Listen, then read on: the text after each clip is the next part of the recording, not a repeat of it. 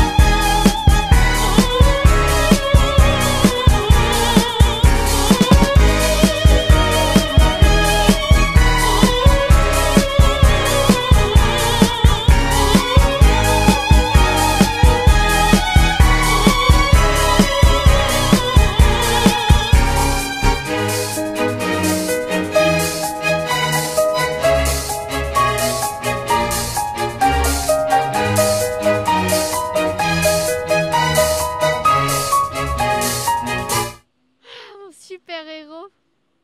Et si j'allais voir un dessinateur, Olivier Boiscoma. Oh oui, comme ça il pourra m'en dessiner un sur mesure. Bonjour Olivier Boiscoma.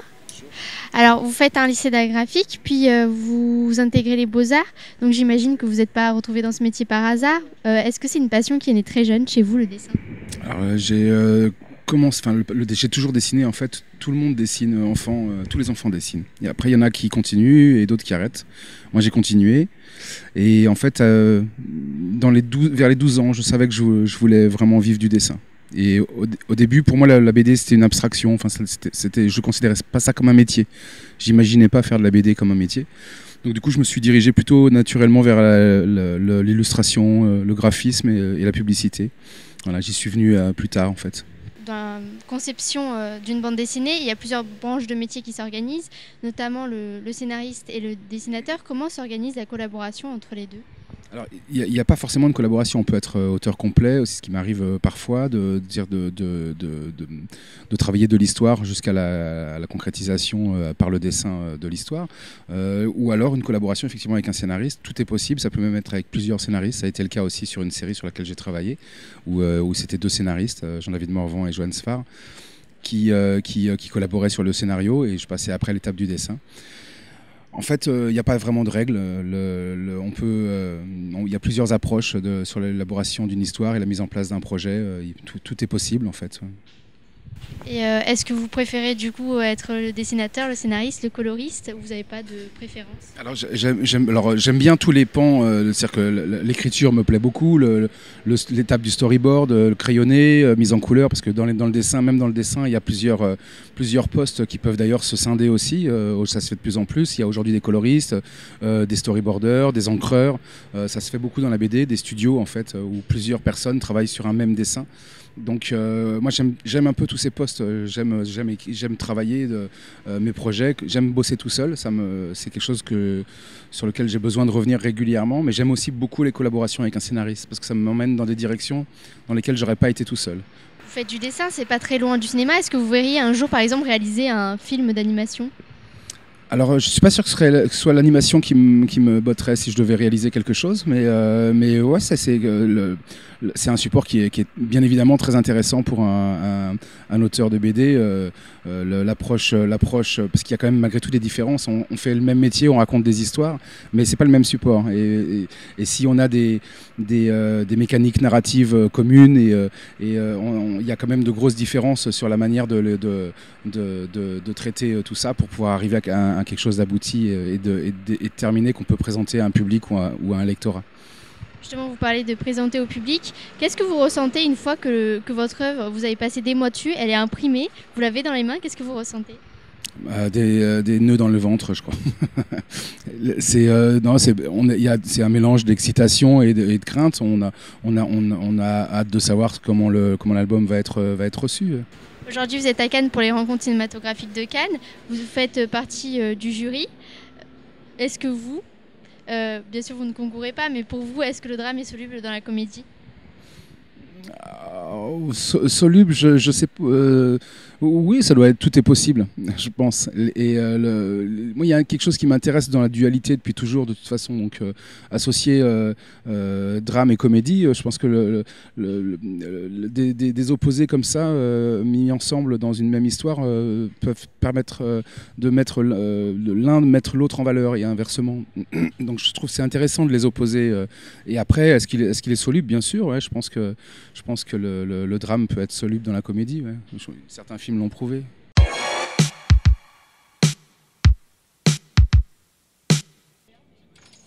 Les stars des paillettes, c'est pas que ça à Cannes, c'est aussi les bus. Pas vraiment digne de moi les bus. Heureusement que c'est pour aller voir Vianney le Basque, hein, sinon je ne rentrerai pas là-dedans. Entre vous et moi, parce que bon, le conducteur est là-bas. Alors... Bonjour Vianney le Basque. Vous réalisez Uzon Uzon en 2007. C'est un de vos premiers courts-métrages.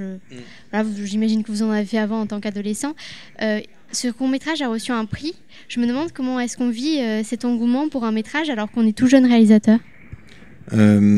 Forcément avec beaucoup de plaisir, parce qu'en fait on passe beaucoup de temps à essayer de faire des courts-métrages, on les autoproduit, c'est beaucoup d'énergie, et par moments on se décourage un peu, on se dit est-ce qu'on va réussir à pouvoir développer ce travail-là de réalisateur, et donc à chaque fois qu'il y a un prix ou quelque chose qui nous encourage à continuer, c'est forcément beaucoup de bonheur, et c'est surtout, je pense que les premiers prix sont les plus importants, c'est ceux qui donnent foi en soi, et du coup qui donnent par moment l'envie de continuer, et je crois que ce court-métrage-là était fondamentalement très important dans la poursuite de mon travail, puisque justement, peut-être que si j'avais pas eu ce prix, peut-être que j'aurais arrêté, je sais pas, mais en tout cas celui-là il m'a vraiment donné confiance, il m'a donné envie de continuer, je me suis dit peut-être que je suis pas si nul que ça, donc je vais y aller, donc voilà. Vous commencez le cinéma par le montage, notamment par vos études. Aujourd'hui, vous êtes producteur, réalisateur, scénariste. Pourquoi vous diversifiez et finalement vous vous éloignez un peu de votre branche initiale? En fait, je suis pas producteur. J'ai aidé un pote à produire un court-métrage, mais j'ai jamais fait de production. Donc je suis que scénariste et réalisateur, et je l'ai toujours été. Après, à l'école, je me suis spécialisé dans le montage parce que j'avais envie d'avoir un bagage technique et j'avais envie d'apprendre le montage. Je trouvais que c'était une bonne école en fait pour apprendre la réalisation. Donc j'en ai fait pendant 10 ans où j'ai appris, où j'ai fait des bandes annonces, j'ai fait des making-of, j'ai fait plein de choses en montage. J'ai réalisé aussi, mais je réalisais toujours à ce moment-là. Donc je réalisais et je montais souvent. J'ai fait, je pense, à peu près une centaine de films institutionnels pour gagner ma vie.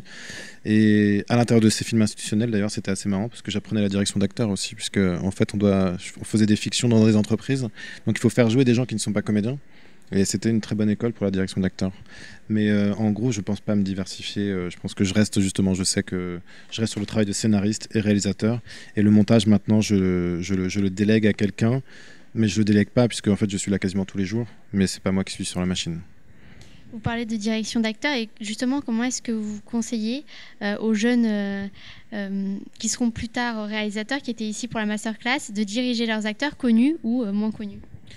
Je pense que la première chose, c'est de les aimer, c'est d'avoir envie de travailler avec eux, de créer un rapport qui met le comédien en confiance et qu'il ait envie d'aller dans la même direction. Donc c'est un truc très psychologique, je pense. Et donc en tout cas, c'est pas une partie qu'il faut négliger. Je pense que c'est la chose la plus importante, puisque c'est vraiment par les personnages en fait qu'on raconte une histoire, et c'est les personnages qui donnent une émotion aussi aux spectateurs, que ce soit la peur, la tristesse ou n'importe quoi.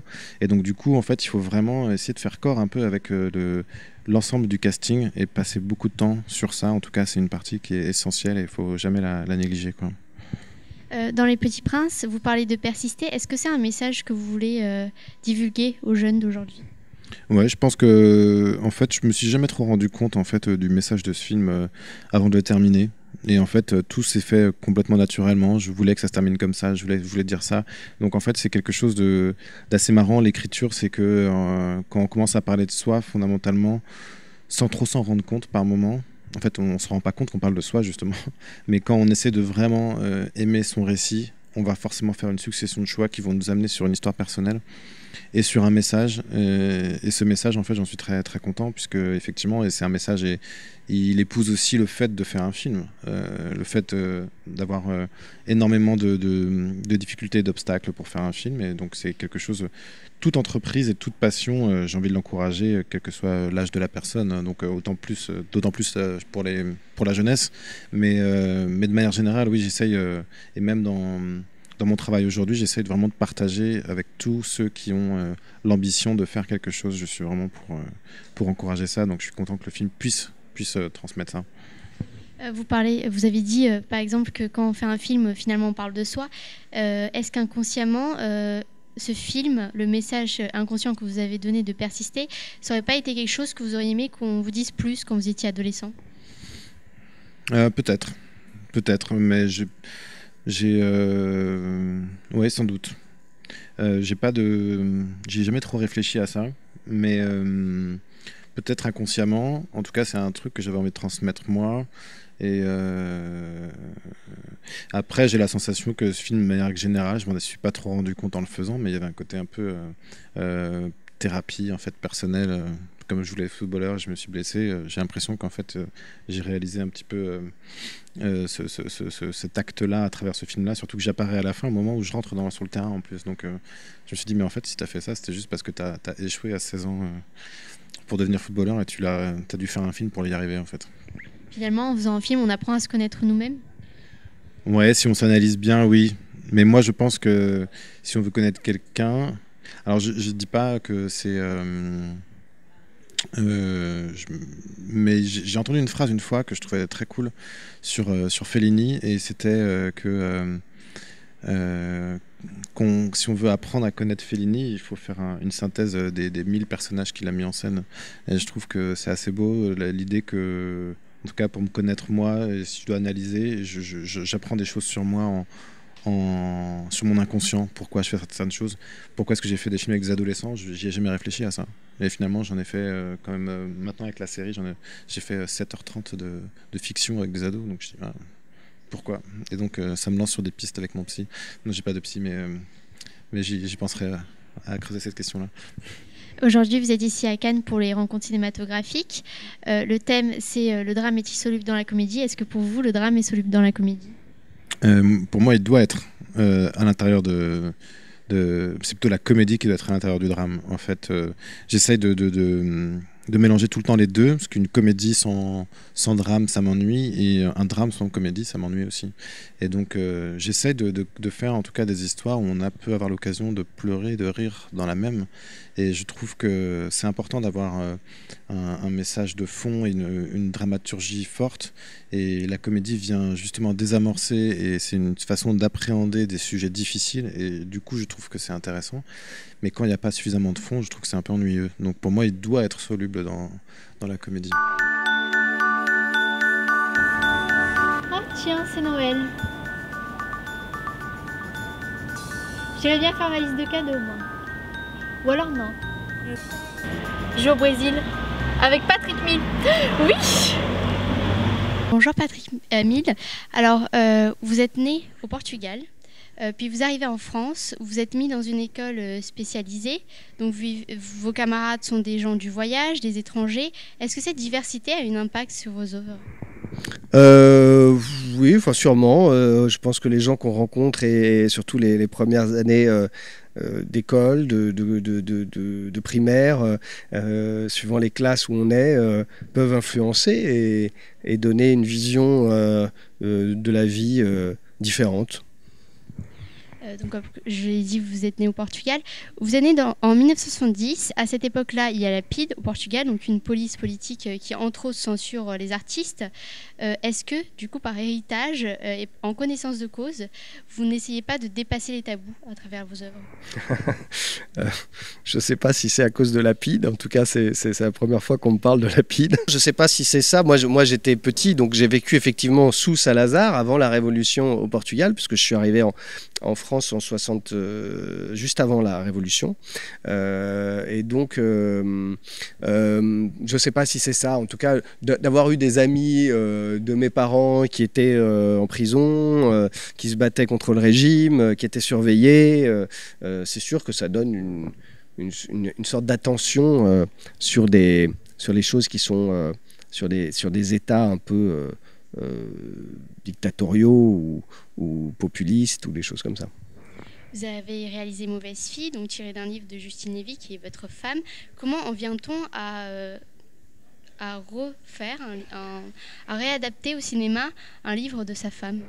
Parce que je ne voyais pas. C'est un livre que j'ai vu tout de suite comme un film possible, parce qu'il y avait un parcours et la dualité. Et justement, le fait que ce personnage qui tombe enceinte et qui va avoir un enfant en même temps que sa mère est en train de mourir, ce parcours héroïque de la joie, de la peine, de comment gérer ça, je voyais vraiment une œuvre, en tout cas un parcours de cinéma, de personnages de cinéma.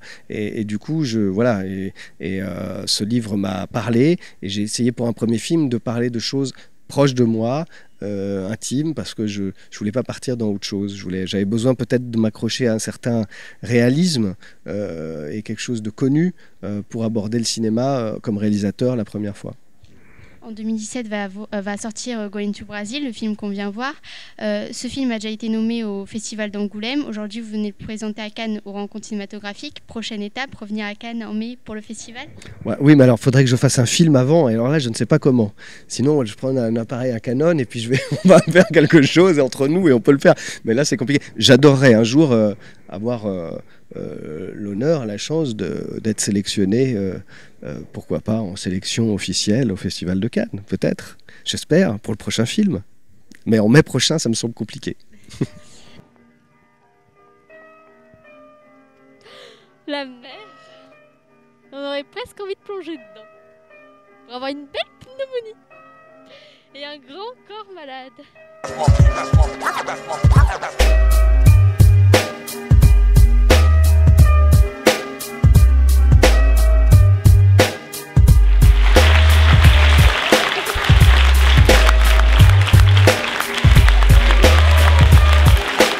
En fait, c'est vraiment mon histoire, je peux pas nier. Tous les personnages du film ont vraiment existé, toutes les scènes ont eu lieu. Maintenant, le but, c'était pas de faire un biopic sur qui est encore malade et qu'est-ce qu'il a vécu avant de faire des disques. Le but, c'était de rendre le personnage un peu plus universel. Donc du coup, même s'il y a tout ce qui s'est passé dans le centre à exister, il n'y a pas d'aspect extérieur sur la famille de Ben. Enfin voilà, il n'y a pas des trucs intimes qui vont appartenir à cette époque-là. Voilà, c'est pour ça que ça s'appelle Ben et pas Fabien. Le but, c'est de rendre le rôle le plus large et de se dire que c'est mon histoire, mais en même temps, ça aurait pu être l'histoire de n'importe quel gamin de 20 ans qui a un grave accident et qui se retrouve dans ce milieu du handicap très lourd. On était en présence des patients du centre, des tétraplégiques, des paraplégiques, des grands brûlés, tout ce que vous avez vu. La plupart des gens à l'écran, d'ailleurs, sont les patients de ce centre-là qui nous ont aidés à faire le film. En fait, c'est mon histoire, comme j'expliquais, mais en même temps, c'est l'histoire de plein de gens. Tu vois, le titre du film, c'est Patient avec un S, parce que du coup, c'est mon histoire, mais c'est pas que mon histoire. Et du coup, ce film, c'était une manière aussi de rendre hommage à toutes ces personnes handicapées qui ont beaucoup de courage et que j'ai découvert à ce moment-là et que j'ai admiré pour leur courage. Et du coup, ce film, c'est mon histoire, et en même temps, c'est une aventure collective de plein de gens en galère, et j'avais aussi envie de parler de ça.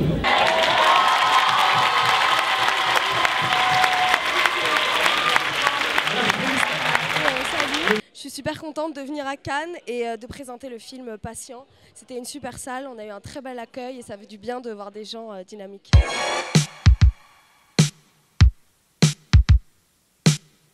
Bonsoir Cannes.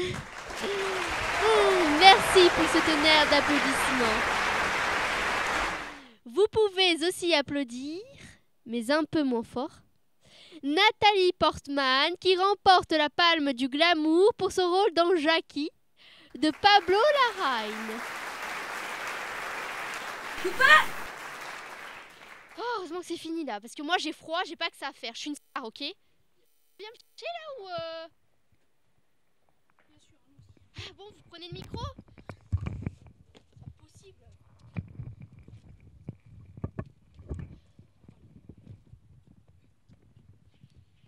Bonjour, vous êtes ici pour les rencontres cinématographiques de Cannes. Vous n'êtes pas cinéaste, mais vous êtes spectateur. Quel genre de film vous allez voir au cinéma? Je suis très éclectique, hein. Je vais voir à peu près toutes sortes de films, vraiment toutes sortes. Dans la sélection, dans les films qu'on a vus cette semaine par exemple, il y a des films vraiment très différents. On a vu même hors compétition, on a vu des comédies par exemple excellentes. Je pense à Going to Brazil par exemple. On a vu des films très intensément dramatiques, des films très contemplatifs, d'autres qui sont plutôt des films d'action.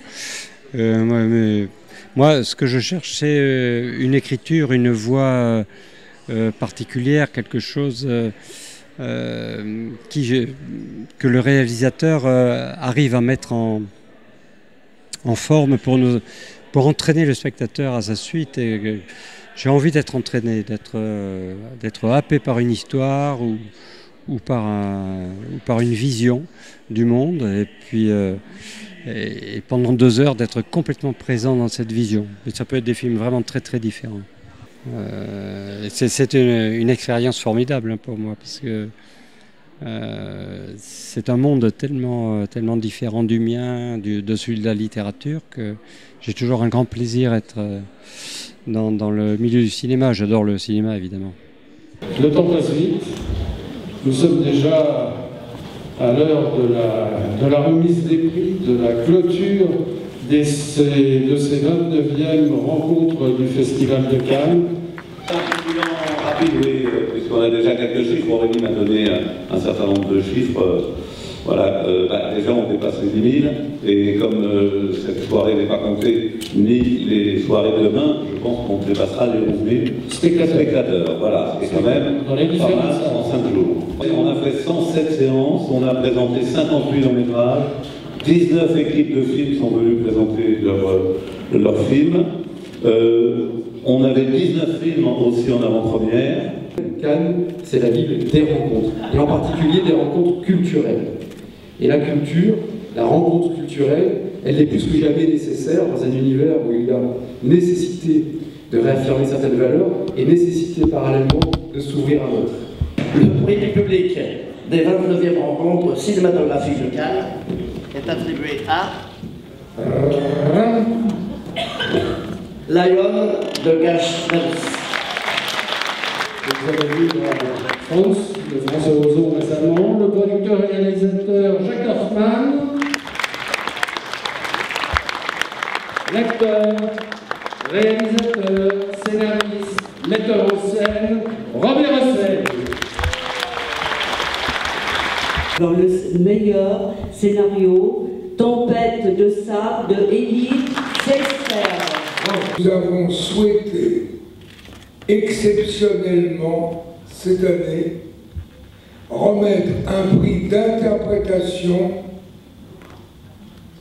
au jeune comédien Sonny Power pour sa remarquable interprétation dans le film intitulé Lyon.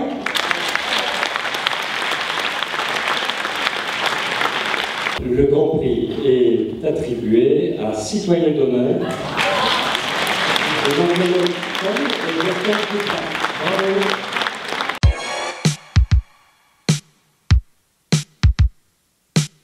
On va s'offrir maintenant un joli film de Pablo Larraín.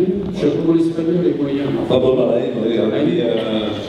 En fait, a fait deux biopics, enfin biopics, je ne sais pas si on peut appeler ça biopics, mais enfin a fait 2 films sur 2 personnages très importants. Un, Neruda, qui est sorti il y a quelques temps, et puis celui-là qui va sortir dans quelques temps, Jackie. Et donc moi je vous propose, sans perdre de temps, de regarder ce très beau film de Pablo Larraín. Voilà. Non, je n'ai pas aimé le film du tout. Je suis désolée. C'est ce que vous me demandez, si j'ai des longueurs. Nathalie Portman, je l'aime beaucoup, elle est très jolie, mais j'ai vraiment pas aimé le film. Le film lui-même, j'étais un peu déçue par Portman. Je trouve que non, elle ne va pas dans le film. Ils reproduisent l'histoire. On pense que pour cette femme, ça a dû être assez terrible. Très émouvant. Beaucoup. J'ai beaucoup aimé. J'ai adoré le film. La musique, les couleurs, les images, le fait que les images d'archives sont en fait des images modernes qui ont été retravaillées avec les acteurs actuels. J'ai trouvé ça super. J'ai la chance de vivre aussi à Palm Beach, en Floride, qui est la ville des Kennedy aux États-Unis. Et du coup, j'ai reconnu plein d'anecdotes par rapport à Kaamelott, par rapport à la mise en scène qu'elle avait perdurée en gardant son costume, taché du sang de son mari. Enfin voilà, j'ai trouvé ça très juste et super beau, super intéressant. Et le jeu de Nathalie Portman est époustouflant. Voilà, je le recommande à tout le monde.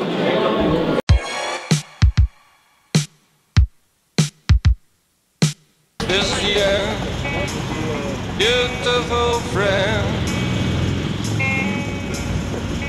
this is the end, my only friend, the end. On s'en fout de ce que tu prends. Moi je suis actrice, faut me préserver quand même. Et en plus je suis triste. Calme, je te quitte. Et mon cœur est en morceaux, il saigne. Ah mais non, je vais aller, je m'en fous, je vois Brady. Et toi Marie, tu fais quoi pour Noël? Mais en fait on s'en fout. Je te vois plus. Pourquoi on attend là? Ben, le taxi. On y va pas en hélico? Je m'appelle pas James Bond, j'ai pas un hélico sous la main. T'as pas commandé le taxi? Mais je pensais qu'on y allait en hélico, Marie. Sérieusement, t'as pas commandé le taxi? Mais non, j'ai pas commandé de taxi, Marie. Je pensais qu'on y allait en hélico. Et moi, faut que je le prenne parce que Birdie m'attend. Ouais, c'est bon, c'est bon. Bon, bah, on va prendre un Uber, flambé. C'est qui Uber? Oh putain, mais je ne peux plus de toi. Bon, joyeux Noël, on va y aller, hein. Ouais, joyeux Noël à tous. On est riche, Uber. Elle est super. Ah oui?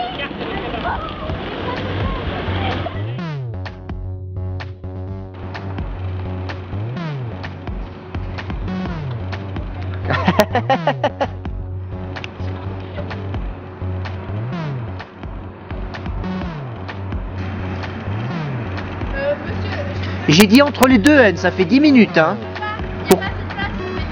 Oh, mais vous rentrez le ventre, je sais pas.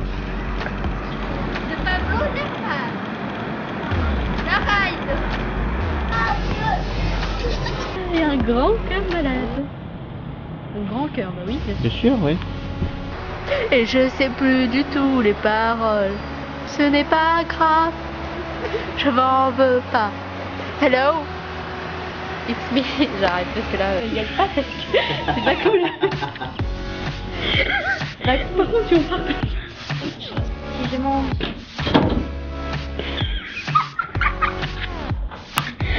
Avec une bonne coupure, c'est pas tout ça. C'est un bon affaire. Tout bois. Tu vas derrière, si on veut être la capouler.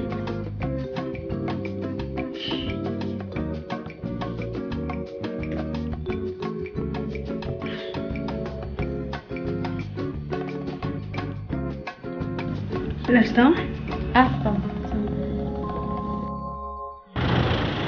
Bah non, moi je croyais qu'on allait en hélico. Arrête de rigoler. Moi je suis désolée. Pourquoi je rigole? Pourquoi je rigole? Je suis désolée, pardon. Pourquoi je rigole? Je comprends pas. C'est génial. On est en hélico. Mon corps est en morceaux. Sur mon cœur. Mon cœur, putain, mon cœur. Allez, en hélico.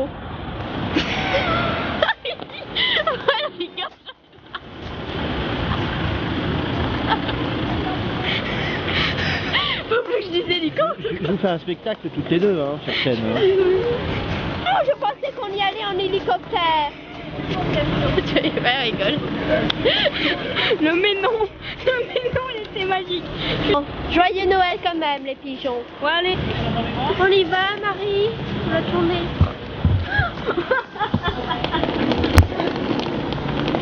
Bon ben, vive les incontournables. Ah bon, c'est pas mieux.